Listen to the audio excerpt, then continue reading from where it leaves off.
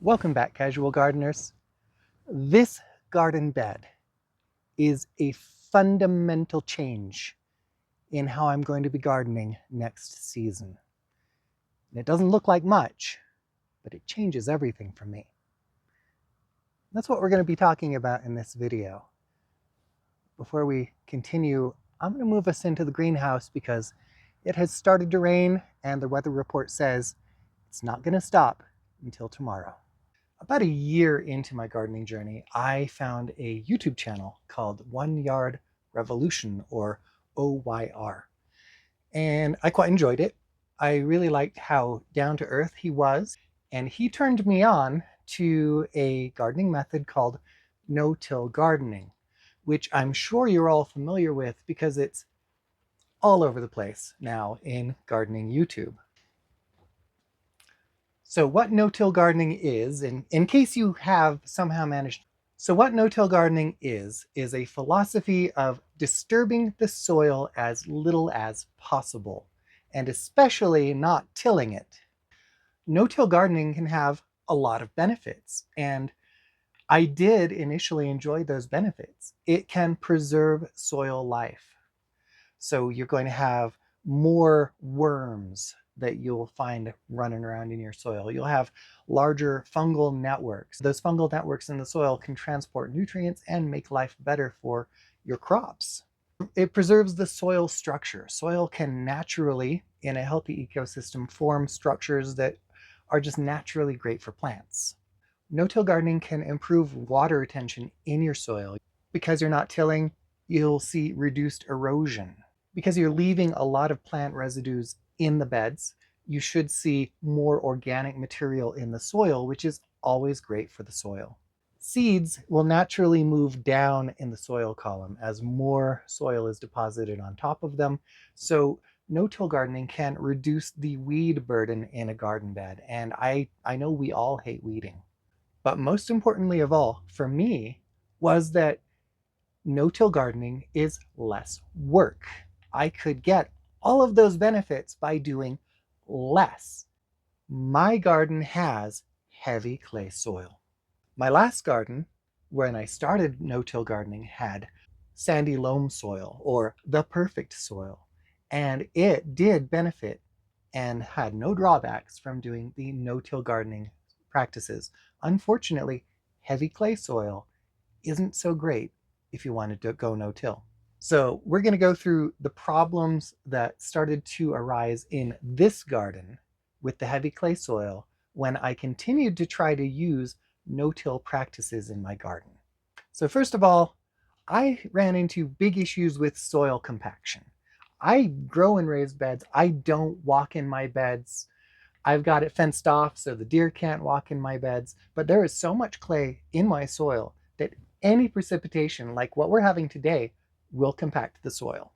And even though I do make an effort to add as much organic matter as possible every year to my soil, because organic matter is super important in any soil, the organic matter reduces compaction, but there are so many fine particles in my soil that it still happens. I noticed this year that my garden is beginning to develop anoxic zones. Now, both soil life and our plant roots need oxygen in order to survive and thrive. When anoxic regions occur in the soil, you're going to see reduced penetration of the roots, as well as reduced activity by worms and bacteria and fungi, and that will lock nutrients away in that pocket of soil that our gardens cannot access. And as a result of that, this year I did see stunted, slowed growth in my garden. I also tend to see stratification if I try to use no-till practices in this garden. My soil is a self-magnet, so I get a layer of soil that just kind of it kicks out organic material, which kind of forms a layer on top. And that layer on top is low in minerals and nutrients and has very poor moisture retention. And then the layer at the bottom has ridiculous moisture retention. So I get pooling, I get those anoxic regions, and my growth is stunted. I see reduced soil life despite the addition of organic material because of this stratification. There's very little mixing of organic material into my soil by the soil life, even though that is kind of a tenet of no-till gardening. And I would love it to be that way in my garden because I have to do it manually now. I've also noticed this past year that growing from seed direct sown in my garden beds doesn't work as well. And even though I have this amazing greenhouse now that I can start seeds in the greenhouse and transplant them out, and I often do, it is even better in some cases to just be able to direct sow. But because of the structure of my soil, I don't get great seed establishment. The soil stays saturated longer because of its heavy clay content, and this can drown my seeds. Or if the soil dries out enough that the seeds can breathe and don't drown, now they don't have enough moisture, or the soil has formed a crust and the roots don't penetrate it well. So now we're going to talk about why clay soil is awesome. I know based on what I've said so far, you might I think that my clay soil sucks and I should just bulldoze the entire garden and start with imported soil that I build from scratch myself. But that actually is not the case. Clay soil is the very best soil for water retention. And I live in the second driest state in the United States. We get, I think here we definitely get less than 13 inches of rainfall per year. In most of the state of Utah, we get less than 10 inches of rainfall per year. And it is a desert. We are a desert state, just like Arizona. And actually, even though we grow a lot of our food there, large swaths of California. Because water is precious here, I really appreciate that I have better water retention in my clay soil. Clay soil is also the very best soil for retaining nutrients, which means that with my clay soil, when I can get my soil to work for me, I have better nutrient retention. I can use less compost or fertilizer or other soil amendments in terms of feeding my crops. So because of everything I've already talked about, I have decided that I am going to till my soil from now on. I already tilled that bed I showed you because I needed to plant garlic. We plant garlic in the fall.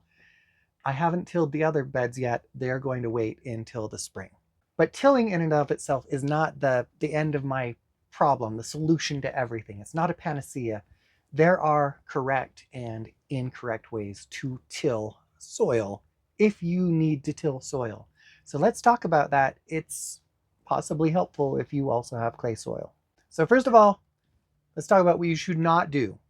And number one thing you should not do, I know all of us, we want to add amendments to our soil to change its properties, especially and specifically we want better drainage because clay soil drains poorly.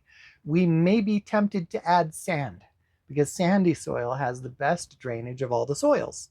But if you add sand to clay soil, the relative particle sizes of sand and clay are such that what you're really doing is you're mixing up some low-grade concrete. Do not till your soil when it's wet. Tilling wet clay soil will form large clods and will actually make your compaction worse. So it's important to not till our clay soil when it's wet, and especially not when it's muddy.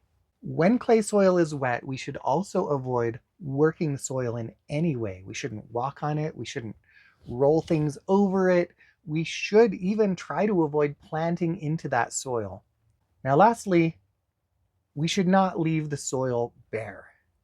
With heavy clay soil, anytime there's any precipitation or even if we manually water our patch, those water droplets falling on the soil will form a hard crust that actually further reduces penetration of water into the soil. All right, so now that we're done with the don'ts, which are never any fun, let's talk about things we should do with heavy clay soil to experience better success with tilling. Do amend your soil with organic matter, whether it's composted wood chips or peat moss or coconut coir or shredded leaves, whatever. Almost any organic matter will do, just try to add organic matter that's not going to lock up all the nitrogen as it decomposes and stunt your plant growth. Do till your soil when it's dry or just moist. I think just moist is ideal. This will prevent the formation of clods and compaction.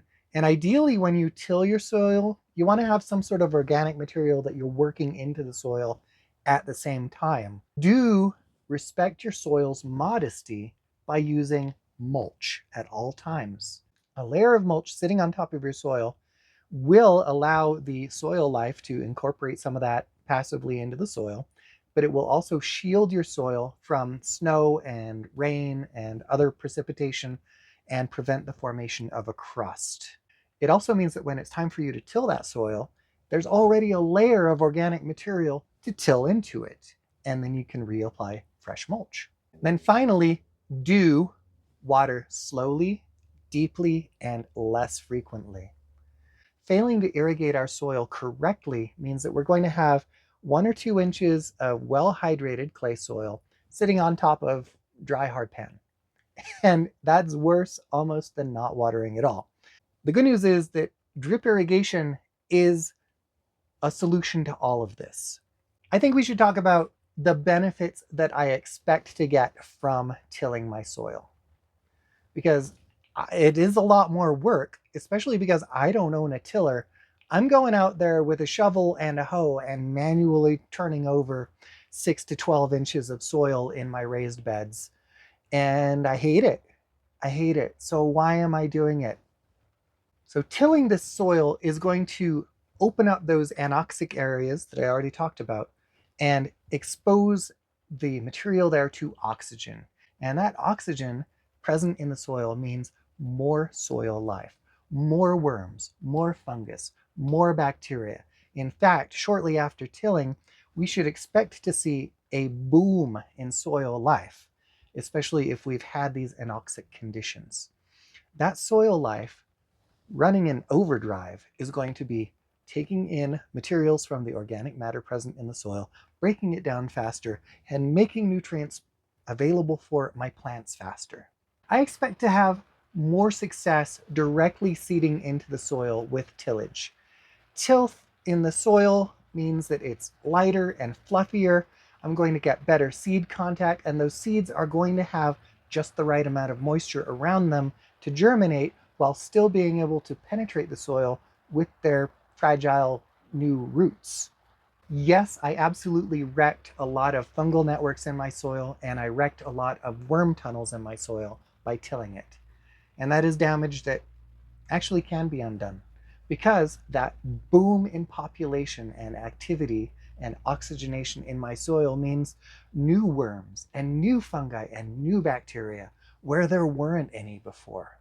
By tilling my soil in the spring, I'm filling it with air pockets. I'm reducing the density of the soil, which means energy is able to penetrate it more rapidly, and my plants and the roots will warm up and grow faster. And all of those expected benefits are the reason that from now on, as long as I'm in this garden with this soil, I am not going to be a no-till gardener anymore. But every garden and every gardener is different. There cannot possibly be one true gardening method that works for every garden everywhere in the world. And anyone who tries to tell you differently is lying to you. It's just not possible.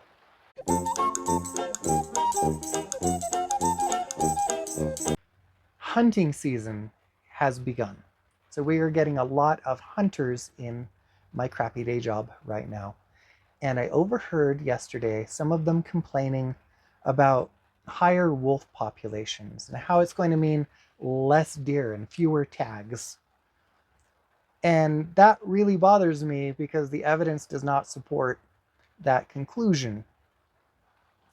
Most biologists will agree that predation is not what ultimately influences population numbers. Usually, prey populations reproduce faster than predators can consume them. What really controls a population is resource availability, whether it's hiding places or food or water or whatever specific resource you want to say. It's usually a mix of all of the above. The more of an animal there are, the more they will compete for those resources, and they actually control their own population as a result. That does mean more suffering and starvation in the animal population. One thing predators do, in addition to do, is they can create a healthier population. So hunters going out with their deer tags are more likely to bag an edible deer or a deer with better trophy value because there are fewer sick deer running around out there. And I know for a fact that hunters are going out with an eye to taking a deer they can eat or display, or usually both. So you're not going after the sick deer that the predators will prefer. Wolves want those sick deer that you do not want. Predators will also change prey behavior. An environment with more wolves is an environment with not just healthier deer, but healthier trees and more ecological diversity. It's going to be an easier environment to hunt in. Hunters have historically been really important allies when it comes to conservation. And I'd really wish that more hunters could be allied with biologists when it comes to wolves.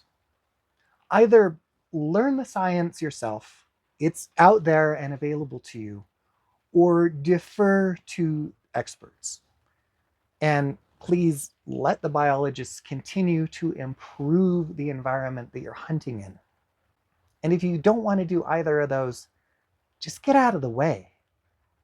So I've given you a lot of stuff to comment on. You either disagree with me about not tilling, or you disagree with me about tilling, or maybe you disagree or agree with me about my opinion about reintroducing wolves to our forests. There's so much for you to disagree with or agree with in the comments, and I hope you do it, because when you do that, you're always helping me out as a YouTuber. Thank you so much for joining me here in my greenhouse in my rainy garden today, and I hope you have a wonderful time in your own.